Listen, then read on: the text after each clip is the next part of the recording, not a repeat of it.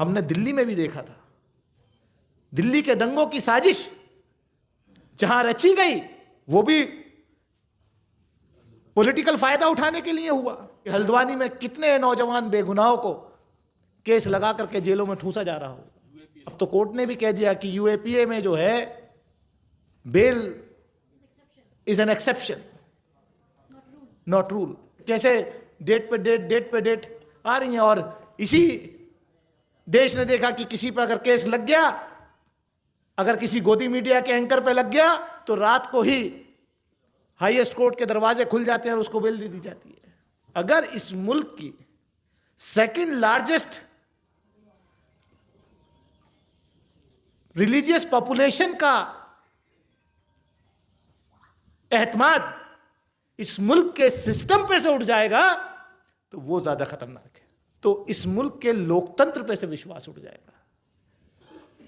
मैंने सर्टिफिकेट लेते वक्त, जब मुझे लोकसभा में के इलेक्शन का सर्टिफिकेट दिया रिटर्निंग ऑफिसर ने, और बाहर जब मीडिया वाले ऐसे ही आके मुझे बोले साहब क्या, मैंने कहा सबसे पहला मैं जाकर के पार्लियामेंट के अंदर मुझे मौका मिलेगा तो मैं ईवीएम के विरोध में अपनी बात रखूंगा। और मैंने रखी पार्लियामेंट के अंदर, लोकसभा के अंदर।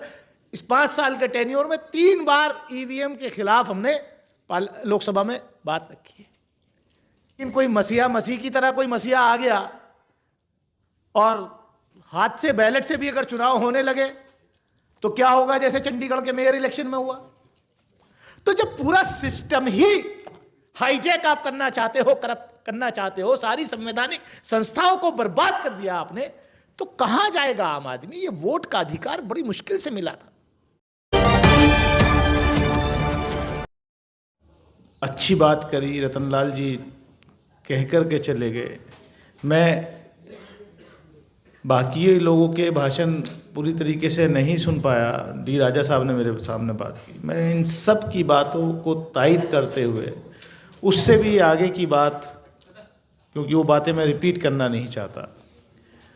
ये बात सही है कि पॉलिटिकल पार्टीज को तय करना पड़ेगा, खाली जिम्मेदारी सिविल सोसाइटी की नहीं है।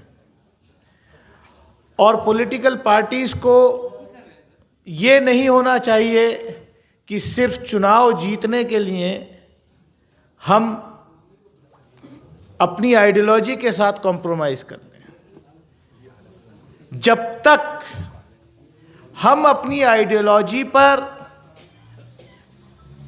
चट्टान की तरह खड़े होकर के नहीं लड़ेंगे तो तब तक कर्नाटक और तेलंगाना जैसे रिजल्ट नहीं आएंगे। कर्नाटक में सिविल सोसाइटी के साथ मिलकर के आइडियोलॉजी पर लड़े तो कर्नाटक में संघ परिवार का हिंदुत्व जो है वो डूब गया। वहां उन्होंने खूब चलाया था, हनुमान जी को भी ले आए थे कि ये उनके बारे में ऐसा कहा, राम को भी लाए थे, लेकिन वहां नहीं चला, तेलंगाना में नहीं चला। आप जाकर के एजेंडा आपका मध्य प्रदेश में बदल गया, उसी फ्रॉडों के बीच में जाकर के आप भी नतमस्तक हो गए, तो वहां की जनता ने कहा कि यार बहुत सीधी सी बात है, जब कॉन्स्टिट्यूशन क्लब के बाहर से निकलेंगे तो एक लोकल हलवाई की दुकान है और दूसरी नाथू स्वीट्स है, तो जाहिर सी बात है हल्दीराम की दुकान पे ही जाएगा, ब्रांड के पास जाएगा, तुम्हारे पास क्यों आएगा। बहुत तल्ख बात कह रहा हूं मैं। होता क्या है कि जो सिविल सोसाइटी के लोग जो रात दिन लड़ रहे हैं, माफ कीजिए सियासी लोगों में बहुत कम लोग हैं, उस किसी ने सही कहा कि अगर कोई लड़ रहा है आज की डेट में तो हकीकत है। मैं तो बहुजन समाज पार्टी का एमपी हूं, अभी एक्सपेल नहीं हुआ हूं, अभी खाली सस्पेंडेड हूं।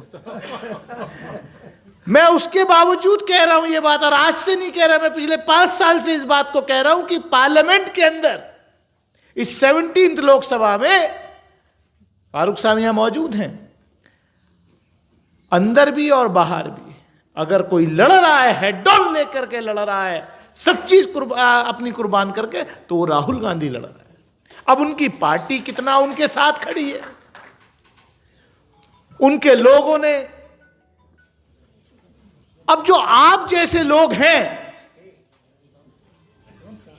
आप यहां कर्नाटक में जाकर के महसूस किया इलेक्शन में कि हां हम मेहनत कर रहे हैं, तो हमारे उसूलों पर यहां लड़ाई लड़ी जा रही है। वो लड़ाई जीती, वो जंग जीती, लेकिन वो काम मध्य प्रदेश में नहीं हुआ। बात सही है कि मुसलमान आज की डेट में ऐसा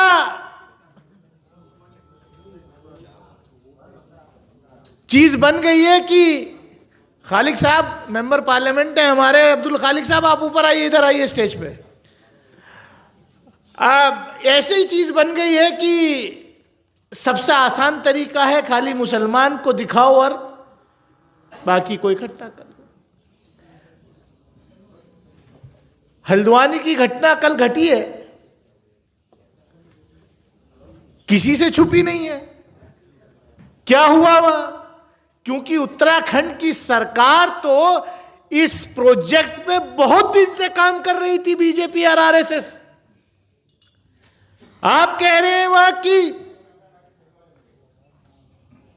रेलवे की जमीन पर से एनक्रोचमेंट हटाने की बात हो रही थी, लीगल स्ट्रक्चर था।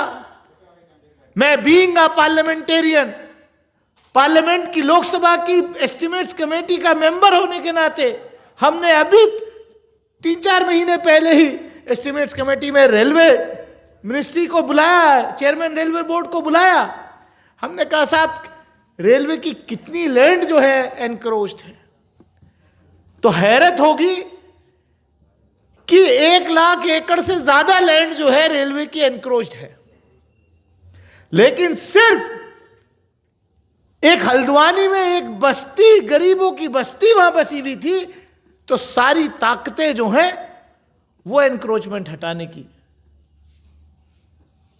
बात कर रहे हैं। और ये तरीका है क्या? मैं वायलेंस के खिलाफ हूं, हर तरीके के वायलेंस के खिलाफ हूं। Violence has no place in a civilized society.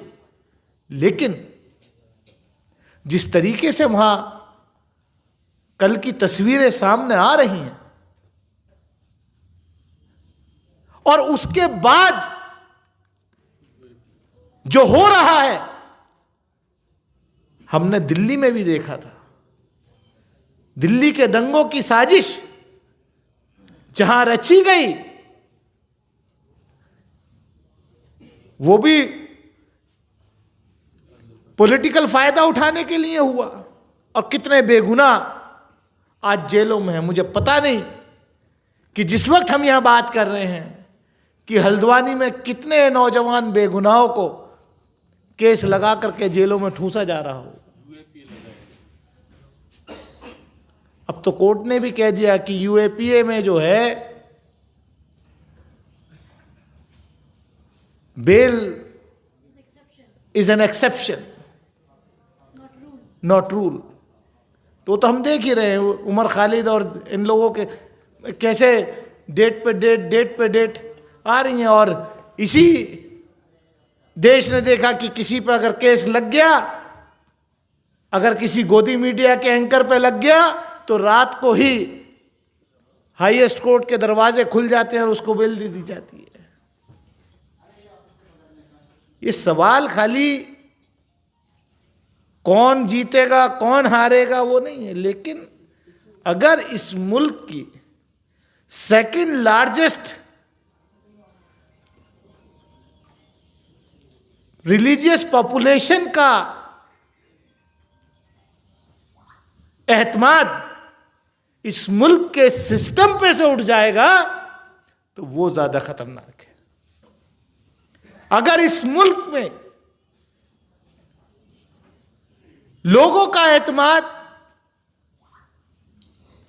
उनके वोट देने की प्रक्रिया से उठ जाएगा, तो इस मुल्क के लोकतंत्र पे से विश्वास उठ जाएगा।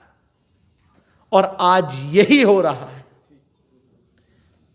ईवीएम की बात हो रही है। हमसे कहा कि साहब आप तो ईवीएम के जरिए जीत के आए थे, क्योंकि हम ईवीएम के खिलाफ। डॉक्टर साहब, I was also one of the petitioners in the supreme court, जो 2018 में पॉलिटिकल पार्टीज ने साइन करके भेजा था। उस वक्त मैं जिस पार्टी में था, तो उसका सेक्रेटरी जनरल होने के नाते मेरे भी सिग्नेचर उस पेटिशन पे है। मैंने सर्टिफिकेट लेते वक्त, जब मुझे लोकसभा में के इलेक्शन का सर्टिफिकेट दिया रिटर्निंग ऑफिसर ने, और बाहर जब मीडिया वाले ऐसे ही आके मुझे बोले साहब क्या, मैंने कहा सबसे पहला मैं जाकर के पार्लियामेंट के अंदर मुझे मौका मिलेगा तो मैं ईवीएम के विरोध में अपनी बात रखूंगा। और मैंने रखी पार्लियामेंट के अंदर, लोकसभा के अंदर। इस 5 साल के टेन्योर में 3 बार ईवीएम के खिलाफ हमने लोकसभा में बात रखी है। चलिए साहब, ईवीएम भी ठीक कर देंगे, लेकिन कोई मसीह की तरह कोई मसीहा आ गया और हाथ से, बैलेट से भी अगर चुनाव होने लगे तो क्या होगा, जैसे चंडीगढ़ के मेयर इलेक्शन में हुआ। तो जब पूरा सिस्टम ही हाईजैक आप करना चाहते हो, करप्ट करना चाहते हो, सारी संवैधानिक संस्थाओं को बर्बाद कर दिया आपने, तो कहां जाएगा आम आदमी। ये वोट का अधिकार बड़ी मुश्किल से मिला था। मैं ज्यादा कुछ ना कहते हुए मैं इतना ही कहूंगा, अदीप भाई, मायूस होने की जरूरत नहीं है। इंशाअल्लाह लड़ाई लड़ी जाएगी। मुझसे भी बहुत लोग कहते हैं कि साहब, और वेल विशर हैं वो सब, कि दानिश साहब जरा हल्के, आप डरते नहीं, आप जो ज्यादा जज्बात में रहते हैं। मैं तो परसों भी जब डॉक्टर साहब वहाँ मौजूद थे, प्राइम मिनिस्टर रिप्लाई दे रहे थे हाउस के अंदर, जब वो, माफ़ कीजिए कि मेरे मुल्क का प्राइम मिनिस्टर जब इतना हल्का भाषण अगर मेरे सामने लोकसभा में करेगा, तो मैं तो अपना फर्ज समझता हूं कि मैं खड़े होकर के उसका विरोध क्यों करूं। मैंने किया और जोरदार तरीके से किया। मैंने कल, क्योंकि आजम भाई मैं बोलना नहीं चाहता था ये बात, लेकिन क्योंकि आपने मेरा इंट्रोडक्शन ही ऐसा दे दिया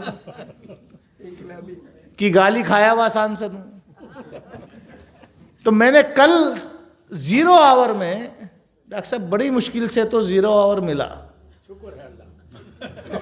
तो 0 आवर में मैं खड़ा हुआ और एक और इतिहास कल बन गया कि शायद 0 आवर का शॉर्टेस्ट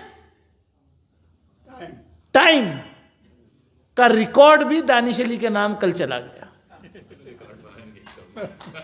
मैंने सिर्फ इतना कहना शुरू किया कि साहब, सभापति महोदय, इस देश में हेट स्पीचेस बहुत हो रही है, हेट स्पीचेस के खिलाफ कानून, सख्त कानून बनना चाहिए।